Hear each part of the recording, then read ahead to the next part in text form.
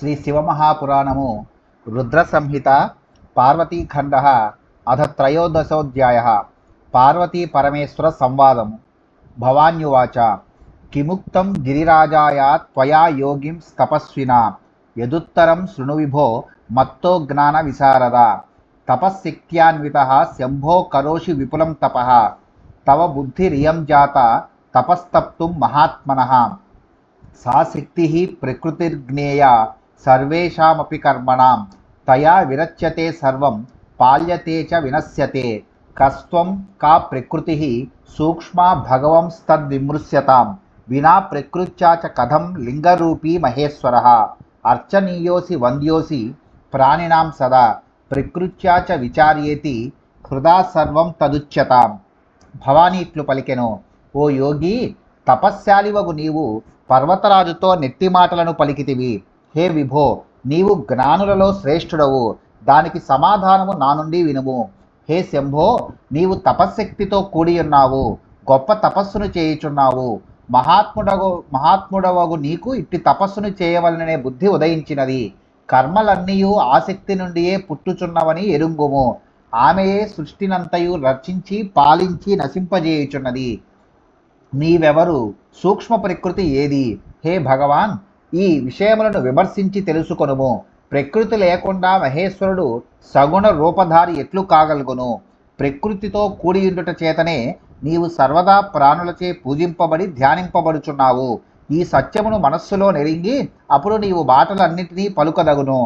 బ్రహ్మోవాచ పార్వత్యా తద్వచ శ్రుత్వా మోహోతి కరుణేరతః సువిహస్య ప్రసన్నాత్మ మహేశో వాక్యమబ్రవీత్. బ్రహ్మ ఇట్లు పలికెను, గొప్ప లీలను ప్రదర్శించుటలో ప్రీతిగల మహేశ్వరుడు ప్రసన్నమగు అంతఃకరణము గలవాడై పార్వతి యొక్క ఆ మాటను విని చక్కగా నవ్వి ఇట్లు పలికెను. మహేశ్వర వాచ తపసా పరమేణ ప్రకృతిర్నాశయామ్యహం ప్రకృత్యా రహితః శంభురహం తిష్టామి తత్వతః తస్మాత్ ప్రకృతి సద్భిర్నకార్యస్య సంగ్రహ క్వచిత్ స్థాతవ్యం నిర్వికారైశ్చ లోకాచార వివర్జితై. మహేశ్వరుడు ఇట్లు పలికెను, నేను గొప్ప తపస్సు చే ప్రకృతిని నాశనము చేయుదునా అన్నట్లు చేయుదును. శంభుడునగు నేను ప్రకృతి లేకుండగా ఆత్మస్వరూపుడనై ఉందును. కావున సత్పురుషులు ఏ కాలమునందైనను ప్రకృతిని స్వీకరించరాదు. సత్పురుషులు లోకాచారములను పరిత్యజించి వికారము లేనివారై ఉండవలెను. బ్రహ్మవాచ ఇత్యుక్త శంభునా తాత లౌకిక వ్యవహారతః సువిహస్య హృదాకాళి జగాద మధురం వచః. బ్రహ్మ ఇట్లు పలికెను, వత్స, శంభుడు లోకపు పోకడను అనుసరించి ఇట్లు పలకగా కాళీదేవి తనలో తాను నవ్వుకొని మధురమగు వచనమును ఇట్లు పలికెను. కాళ్యువాచ యదుక్తం భవతా యోగిన్ వచనం శంకర ప్రభో సాచకిం ప్రకృతిర్నస్యాద్ అతీతస్తాం భవాన్ కథం ఏతద్విచార్య వక్తవ్యం తత్వతో హి యథాతథం ప్రకృత్యా సర్వమేతచ్చ బద్ధమస్తి నిరంతరం తస్మాత్ త్వయా న వక్తవ్యం న కార్యం కించిదేవహి వచనం రచనం సర్వం ప్రాకృతం విద్ధి చేతస యశృణోషి యదస్నాసి యత్పశ్యసి కరోషి యత్ తత్సర్వం ప్రకృతే కార్యం మిథ్యావాదో నిరర్ధకః. కాళీదేవి ఇట్లు పలికెను, హే శంకర ప్రభో, నీవు ప్రకృతిని అతిక్రమించినానని చెప్పితివి. అట్లయినచో ప్రకృతి స్వరూపురాలకు స్త్రీ ఎలా ఉండరాదు? ఉండకూడదన్నచో నీవు అతీతుడవని ఎట్లు చెప్పగలము? ఈ విషయమును ఉన్నది ఉన్నట్లుగా తత్వబుద్ధితో విచారించి చెప్పవలెను. ఈ సర్వము సర్వకాలములయందు ప్రకృతిచే బంధింపబడి ఉన్నది. నీవు ప్రకృతి లేనిదే మాటలాడలేవు, ఏ పనిని చేయలేవు. ఈ జగత్తులోని సర్వవచనములు సర్వక్రియలు ప్రకృతి నుండి పుట్టినవని నీవు నీ మనస్సులో నిశ్చయించుకొనుము. నీవు ఏది విన్నను, ఏది తిన్నను, ఏది చూచినను, ఏది చేసినను ఆ సర్వము ప్రకృతి నుండియే పుట్టును. ప్రకృతిని గురించి మిథ్యావచనములను పలుకుట వ్యర్థము. ప్రకృతే పరమశ్చేత్వం కిమర్థం తప్యసే తపః త్వయా శంభోదునా హ్యస్మిన్ గిరౌ హిమవతి ప్రభో ప్రకృత్యా గిలితోసిత్వం న జానాసి నిజం హర నిజం జానాసి చేదీస కిమార్థం తప్యసే తపః వాగ్వాదేన చ కిం కార్యం మమ యోగిన్ త్వయా సహ ప్రత్యక్షే హ్యనుమానస్య న ప్రమాణం విదుర్బధాః ఇంద్రియాణం గోచరత్వం యావద్భవతి హే దేహినాం తావత్సర్వం విమంతవ్యం ప్రాకృతం జ్ఞానవిద్య. నీవు ప్రకృతికి అతీతుడవైనచో తపస్సును ఏల చేయుచున్నావు? హే శంభో, ప్రభో, నీవు ఇప్పుడు ఈ హిమోత్పర్వతముపై ఏలనున్నావు. హే హర, నీవు ప్రకృతి నుండి విడిపోయినావు. నీ ఆత్మస్వరూపమును నీవు తెలియకున్నావు. నీకు నీ ఆత్మస్వరూపము విదితమే అయినచో తపస్సు నేల చేయుచున్నావు. హే యోగి, నాకు నీతో వాదులాడుట వలన ఏమి ప్రయోజనము గలదు? వస్తువు ప్రత్యక్షముగానున్న సందర్భములో అనుమాన ప్రమాణమునకు తావులేదని పండితులు చెప్పెదరు. ప్రాణులు తమ ఇంద్రియములచే ఎంతవరకు తెలుసుకొనగలరో, స్వీకరించగలరో అది అంతయు ప్రకృతి నుండియే ఉద్భవించినదని జ్ఞానులు తమ బుద్ధిలో దర్శించవలెను. కిం బహూక్తేన యోగీశ శృణుమద్వచనం పరం. సా చాహం పురుషోసి త్వం సత్యం సత్యం న సంశయః. మదనుగ్రహతస్త్వం హి సుగుణో రూపవాన్మతః. మాం వినాత్వం నిరీహోసి న కించిత్ కర్తుమర్హసి. పరాధీన సదాత్వం హి నానాకర్మ కరోవసి. నిర్వికారీ కథం త్వం కిన్ లిప్తస్య మయా కథం. ప్రకృతేః పరమోసి త్వం యది సత్యం వచస్తవ. తర్హి త్వయా న భేతవ్యం స సమీపే మమ శంకర. ఓ యోగివర్య, ఇన్ని మాటలేలా? నా శ్రేష్టమగు వచనమును వినుము. ఆ ప్రకృతి నేనే, నీవు పురుషుడవు, ఇది ముమ్మాటికి సత్యము. నీవు నా అనుగ్రహము చేతనే రూపమును పొంది సగుణుడవైనావని పెద్దలు చెప్పెదరు. నేను లేనిచో నీ యందు సంకల్పశక్తి ఉండదు. నీవు ఏ పనిని చేయజాలవు. జితేంద్రియుడవగు నీవు పరాప్రకృతికి అధీనుడవై వివిధ కర్మలను అనుష్ఠించుచున్నావు. నీవు వికారములు లేనివాడవు ఎట్లు కాగలవు? నా లేపము నీకు లేదనుట ఎట్లు సంభవము? హే శంకర, నీవు ప్రకృతి కంటే అతీతుడవు అనే నీ మాట సత్యమైనచో నీవు నా సమీపములో భయపడవలసిన పని ఏమి? బ్రహ్మోవాచ ఇత్యాకర్ణ వచస్తస్యాః సాంఖ్యశాస్త్రోదితం శివః. వేదాంతమతస్థం హి వాక్యమూచే శివాం ప్రతి. బ్రహ్మ ఇట్లు పలికెను. ఆమె సాంఖ్యశాస్త్రానుసారముగా పలికిన ఈ మాటలను విని శివుడు వేదాంత సిద్ధమును ఆశ్రయించి శివాదేవితో నిట్లు పలికెను. శ్రీ శివ ఉవాచ ఇత్యేవం త్వం యది బ్రూషే గిరిజే సాంఖ్యధారిణి. ప్రత్యహం కురుమే సేవ మనిషిద్ధాం సుభాషిని. యదహం బ్రహ్మ నిర్లిప్తో మాయయా పరమేశ్వరః. వేదాంత వేద్యో మయేసస్త్వం కరిష్యసి కిం తదా. శ్రీ శివుడు ఇట్లు పలికెను. ఓ పార్వతి, నీవు సాంఖ్య సిద్ధాంతమును అనుసరించి ఇట్లు పలుకుచుంటివా? ఓ అందమైన పలుకులు గలదానా, అట్లయినచో నీవు ప్రతిదినము నా సేవను చేయము. నాకు నిషేధము లేదు. నేను మాయాలేపము లేనివాడను, పరమేశ్వరుడను, వేదాంతములచే తెలియదగు పరబ్రహ్మను, మాయను వశము చేసుకున్న వాడను అయినచో అప్పుడు నీవేమి చేయగలవు? బ్రహ్మవాచ ఇత్యేవముక్త్వా గిరిజాం వాక్యముచే గిరిం ప్రభుః. భక్తానురంజనకరో భక్తానుగ్రహకారకః. బ్రహ్మ ఇట్లు పలికెను. భక్తులను రంజింపజేసి అనుగ్రహించు ఆ ప్రభుడు పార్వతితో నిట్లు పలికి తరువాత హిమవంతుడితో నిట్లనెను. శివ ఉవాచ అత్రైవ సోహం తపసా పరేణ గిరే తవ ప్రస్తవరిద్యా రమ్యే. చరామి భూమౌ పరమార్థభావ స్వరూపమానందమయం సులోచయన్. తపస్తప్తుమనుజ్ఞామే దాతవ్యా పర్వతాధిప. అనుజ్ఞయా వినా కించిత్ తపః కర్తుం న శక్యతే. శివుడిట్లు పలికెను. ఓ పర్వతరాజా, నేను ఇచ్చట నీ అతి సుందర పీఠభూమి యందు మహాతపస్సును చేసేదను. ఆనంద ఘనము పరమతత్వము సద్ఘనమునగు ఆత్మస్వరూపమును దర్శించుచు ఈ భూమి యందు సంచరించెదను. ఓ పర్వతరాజా, నేను ఇచ్చట తపస్సును చేసుకొనుటకు అనుజ్ఞ నిమ్ము. అనుజ్ఞ లేకుండగా నీ ఈ స్థానమునందు ఏ విధమైన తపస్సునైనను చేయుట సంభవము కాదు. బ్రహ్మ ఉవాచ ఏతచ్చుత్వా వచస్తస్య దేవదేవస్య శూలినః. ప్రణమ్య హిమవాన్ శంభుమిదం వచనమబ్రవీత్. బ్రహ్మ ఇట్లు పలికెను. దేవదేవుడు త్రిశూలధారియగు ఆ శివుని ఈ వచనమును విని హిమవంతుడు శివునకు నమస్కరించి ఇట్లు పలికెను. హిమవానువాచ త్వదీయం హి జగత్సర్వం స దేవాసుర మానుషం. కిమప్యహం మహాదేవ తుచ్చో భూత్వా వదామితే. హిమవంతుడు ఇట్లనెను. దేవతలు, రాక్షసులు, మనుష్యులతో కూడిన జగత్తు అంతయు నీదే. హే మహాదేవ, నేను అత్యల్పుడను, నీతో నేనేమి చెప్పగలను? బ్రహ్మోవాచ ఏవముక్తో హిమవతా శంకరో లోకశంకరః. విహస్య గిరిరాజం తం ప్రాహ యాహీతి సాదరం. శంకరేణాభ్యనుజ్ఞాత స్వగృహం హిమవాన్యో.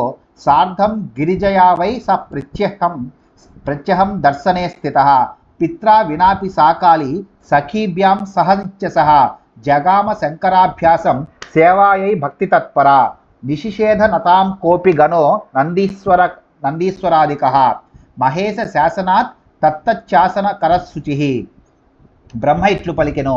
హిమవంతుడు ఇట్లు పలుకగా లోకములకు మంగళములనిచ్చే శంకరుడు నవ్వి హిమవంతుడితో సాదరముగా నీవు వెళ్ళుము అని చెప్పెను.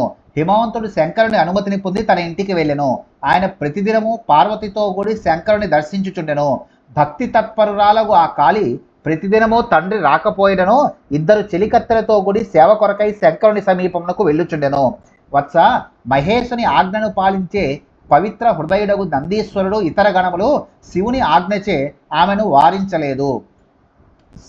సాంఖ్య వేదాంత మతయో శివయో శివదస్సదా సంవాద సుఖకృత్యోక్తో భిన్నయో స్వవిచారత గిరిరాజస్య వచనాత్తనయాం తస్య శంకరః పార్శ్వే సమీపే జగ్రాహ గౌరవాదపి గోపరః ఉవాచేదం వచః కాళీం సఖీభ్యాం సమగోపతిః నిత్యం మా సేవతాం యాతు నిర్భీతా హ్యత్ర తిష్టతు ఏవముక్త్వా తు తాం దేవి సేవాయై జగృహే హరః నిర్వికారో మహాయోగి నానాలీలా కరప్రభుః. జాగ్రత్తగా పరిశీలించినచో శివాశివుల మధ్య భేదమే లేదు. అట్టి వారిద్దరూ క్రమముగా సాంఖ్య వేదాంత మతములను అనుసరించి చేసిన సుఖకరమగు సంవాదమును వివరించి తిని ఈ సంవాదము సర్వదా మంగళములను కలిగించును. జితేంద్రియుడగు శంకరుడు పర్వతరాజు నందుగల గౌరవముచే అతని మాట ప్రకారముగా అతని కుమార్తెను తన వద్దకు వచ్చుటకు అంగీకరించెను. జితేంద్రియుడగు శివుడిట్లు పలికెను. ఈ కాళి సఖురాన్నిద్దరితో కూడి ప్రతిదినము నన్ను సేవించి వెళ్ళవచ్చును, మరియు ఇచ్చట నిర్భయముగా నుండవచ్చును. ఇట్లు పలికి వికారములు లేనివాడు మహాయోగీశ్వరుడు అనేక లీలలను ప్రదర్శించువాడునగు శివప్రభుడు ఆ దేవిని సేవ కొరకై స్వీకరించెను. ఇదమేవ మహదైశ్వర్యం ధీరానాం సుతపస్వినాం విఘ్నవంత్యపి సంప్రాప్య యద్విఘ్నైర్న విహన్యతే తత్స్వపురమాయాతో గిరిరాజ పరిచారకై ముపోదాతీవ మనసి సప్రియసముని మునీశ్వర హరశ్చ ధ్యానయోగేన పరమాత్మనమాదరాత్ నిర్విఘ్నేన స్వమనస త్వాసి చింతయితుం స్థిత కాళీ సఖీభ్యాం సహిత ప్రత్యహం చంద్రశేఖరం సేవమానా మహాదేవం గమనాగమనే స్థిత ప్రక్షాళ్య చరణౌ సంభో పపౌ తచ్చరణోదకం వహ్తి శౌచేన వస్త్రేణ చక్రే తద్గాత్రమార్జనం. ధీరులకు తపస్యాలులకు విఘ్నములు వచ్చుచుండును, కానీ అవి వారి తపస్సును భంగము చేయజాలవు. అదియే వారికి గల గొప్ప ఐశ్వర్యము. ఓ మహర్షి, అప్పుడు పర్వతరాజు సేవకులతో గుడి తన పురమునకు మరలి వచ్చెను. అతడు మనస్సులో గొప్ప ఆనందమును పొందెను. శివుడును విఘ్నముల పీడలేని తన మనస్సుతో ధ్యాన యోగమును అభ్యసించుచు ఆత్మరూపమును ధ్యానించుచుండెను. కాళీదేవి సకురాన్నిద్దరితో గుడి ప్రతిదినము అతడికి వచ్చి చంద్రభూషణులకు మహాదేవుని సేవించి మరలుచుండెను. ఆమె శంభుని పాదములను కడిగి ఆ పాదోదకమును త్రాగెడిది. మరిగించిన నీటిలో శుభ్రము చేయబడిన వస్త్రముతో శివుని శరీరమును తురిచెడిది. షోడశేనోపచారేణ సంపూజ్య విధివర్ధరం పునః సుప్రణమ్య యథానిత్యం పితుర్గృహం ఏవం సంసేవమానాయాం శంకరం ధ్యానతత్పరం వ్యతీయాయ మహాన్ కాల శివాయ మునిసత్తమా కదాచిత్ సహితా కాళీ సఖీభ్యాం శంకరాశ్రమే వితేనే సుందరంగానాం సుతాలాం స్మరవర్ధనం కదాచిత్ కుశపుష్పాని సమిధం నయతి స్వయం సఖీభ్యాం స్థాన సంస్కారం కుర్వతి న్యవసత్తదా. ఆమె ప్రతిదినము శివుని యథావిధిగా షోడశోపచారములతో పూజించి మరలా నమస్కరించి తండ్రి గృహమునకు మరలుచుండెడిది. ఓ మహర్షి, ఇట్లు ఆ శివాదేవి ధ్యానమగ్నుడైన శంకరుని సేవించుచుండగా చాలా కాలము గడిచిపోయినది. ఒకప్పుడు ఆ కాళి సకురాన్నిద్దరితో కూడి శంకరుని ఆశ్రమంలో కామవర్ధకము మంచి తాళము గలది మధురమైన పాటను పాడెను. మరి ఒకప్పుడు ఆమె దర్భలను పుష్పములను సమిధలను స్వయముగా తెచ్చెడిది. ఆమె అక్కడ స్థలమునంతను సకురాన్లతో గుడి శుభ్రము చేయుచుండెడిది. కదాచిన నియతాగృహే స్థితా చంద్రభృతో భృశం వీక్షంతి విస్మయామాస సకామ చంద్రశేఖరం తతస్తప్తేన భూతే సస్తాం నిస్సంగాం పరిస్థితాం సో చింతయత్తదా వీక్ష భూతదేహే స్థితేతి చ నాగ్రహీత్ గిరిసహ కాళీం భార్యర్థే నికటే స్థితాం మహాలావణ్య మునీనామపి మోహినీం మహాదేవ పునః దృష్ట్వా తథాతాం సంయతేంద్రియాం స్వసేవనే రతాం నిత్యం సదయస్సమ చింతయత్. ఒకప్పుడు ఆమె అనురాగముతో కూడినదై చంద్రశేఖరుని కుటీరములో ఆయన సమీపములో కూర్చుండి ఆయనను ఆశ్చర్యముతో చూచుచుండెడిది. భూతపతియగు ఆ శివుడు విషయాసంగము లేనిదై తన సమీపములోనున్న ఆమెను చూచి పూర్వము సతీరూపములోనున్న దేవియే ఈమె అని తపప్రభావముచే మనస్సుతో దర్శించెను. శివుడు తన సమీపమునందున్నట్టియు మహాలావణ్య నిధి అయినట్టియు మహర్షులకు కూడా మోహమును కలిగించగల కాళీదేవిని వెంటనే భార్యగా స్వీకరించలేదు. ఇంద్రియ జయము కలిగి నిత్యము నిష్ఠతో తనను సేవించుచున్న ఆమెను అనేక పర్యాయములు చూచిన పిదప మహాదేవునకు దయ కలిగి ఇట్లు తలపోసెను. యథైవైష తపశ్చర్యావ్రతం కాళీ కరిష్యతి తదాచతాం గ్రహీష్యామి గర్వబీజ వివర్జితాం. ఈ కాళి ఎప్పుడైతే తపస్సును తీవ్రముగా చేయునో అప్పుడు ఆమెలోని గర్వము యొక్క బీజము తొలగిపోవును. అప్పుడు ఆమెను నేను స్వీకరించగలను. బ్రహ్మవాచ ఇది సంచింత్య భూతేశో ధృతం ధ్యాన సమాశ్రిత మహాయోగీశ్వర భూద్వై మహాలీలాకర ప్రభు ధ్యానాసక్తస్య తస్యాధ శివస్య పరమాత్మనః హృది నాసీన్ మునే కాచి ధన్యాచింతా వ్యవస్థిత కాళీ త్వనుదినం శంభుం సద్భక్త్యా సమసేవత విచింతయంతి సతతం తస్య రూపం మహాత్మనః హరో ధ్యాన పరః కాళీం నిత్యం పైరక్షత సుస్థితాం విస్మృత్య పూర్వచింతాం తాం పశ్యన్నపి న పశ్యతి ఏతస్మిన్నంతరే దేవాః శక్రాజ్యా మునయశ్చతే బ్రహ్మాగ్నయా స్మరన్ తత్ర ప్రేషయామాసురాదరాత్. బ్రహ్మ ఇట్లు పలికెను. భూపతి మహాయోగి శ్రేష్ఠుడు గొప్ప లీలను ప్రదర్శించువాడునగు ఆ ప్రభు ఇట్లు తలపోసి వెంటనే ధ్యాన నిమగ్నుడయ్యను. ధ్యానమునందు నిమగ్నుడైన ఆ శివపరమాత్మ యొక్క హృదయములో మరి ఒక తలంపు లేకుండెను. ఓ మహర్షి, కాళీదేవి సర్వకాలములందు ఆ మహాత్ముని రూపమును స్మరిస్తూ ప్రతిదినము ఆ శంభుని మంచి భక్తితో చక్కగా సేవించెను. శివుడు నిత్యము ఆ సుందరిని చూచుచూ పూర్వమందలి దుఃఖమును మరచిపోయెను. ధ్యాన నిమగ్నుడైన ఆ శివుడు ఆమెను చూచుచున్నను చూడని వాడు వలనే ఉండెను. ఇంతలో ఇంద్రుడు మొదలగు దేవతలు మరియు మునులు బ్రహ్మ యొక్క ఆజ్ఞను ఆదరముతో స్వీకరించి మన్మధుడిని అతడకు పంపిరి. తేన కారయితు యోగం కాళ్యా రుద్రేణ కామతః మహావీర్యేనా సురేణ తారకేణ ప్రపీడితాః గత్వా తత్ర స్మరస్సర్వ ముపాయమకరోన్నిజం చుక్షుభే స్నహరః కించిత్తం చ భస్మీచకారః పార్వత్యపి విగర్వ భూన్మునే తస్య నిదేశతః తతస్తపో మహత్కృత్వా శివం ప్రాప పతిం సతి బభూవతు తుస్తౌ సుప్రీతా పార్వతీ పరమేశ్వరో చక్రతుర్దేవ కార్యం హి పరోపకరణే రతౌ. మహాబలవంతుడగు తారకాసునిచే మిక్కిలి పీడింపబడిన దేవతలు రుద్రుడు కాలిని ప్రేమించి వివాహమాడినట్లు చేయుటకై మన్మధుని పంపిరి. మన్మధుడు అతడుకు వెళ్లి తన ఉపాయములనన్నింటినీ ప్రయోగించెను. శివుడు లేశమైనను చలించలేదు, పైగా అతనిని బూడిదగా చేసెను. ఓ మహర్షి, పార్వతి కూడా తన గర్వమును విడనాడెను. ఆ సతి శివుని ఆదేశముచే గొప్ప తపస్సును చేసి శివుని భర్తగా పొందెను. ఆ పార్వతీ పరమేశ్వరుడు మిక్కిలి ఆనందించిరి. ఇతరులకు ఉపకరించుటలో ప్రీతిగల ఆ దంపతులు దేవకార్యమును నెరవేర్చిరి.